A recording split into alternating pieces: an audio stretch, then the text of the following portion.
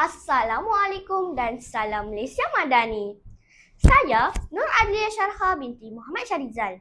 Saya juga belajar di Sekolah Kebangsaan Tasik Gelugur. Kod sekolah saya ialah PBA 2026.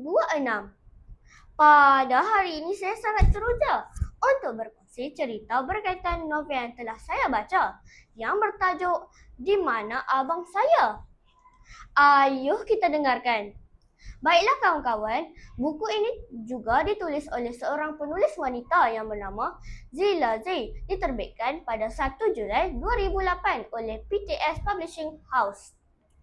Buku ini juga menceritakan tentang kesungguhan dan kegigihan seorang pelajar untuk mencari keluarganya yang telah lama hilang.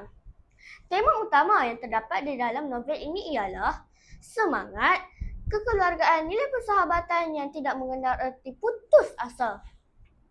Sejak kecil lagi, Farah telah kehilangan ibu bapanya. Dia pula dijaga oleh Pak Long dan Mak Longnya. Pada masa yang sama juga, Farah telah kehilangan abangnya yang bernama Azri. Mereka tidak berjumpa 5 tahun.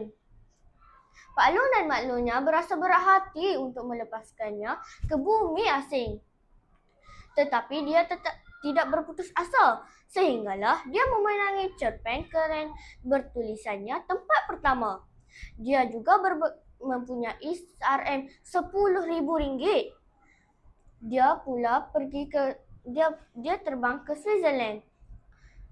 Pertemuan Farah dengan abangnya berlaku ketika Farah mengikut Stephen ke rumah sepupunya Imran Aziz Abdullah yang berkahwin dengan wanita dari Malaysia.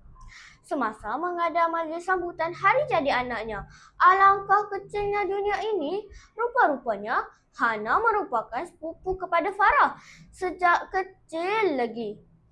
Di situlah pertemuan yang tidak disangka-sangka antara dua beradik itu.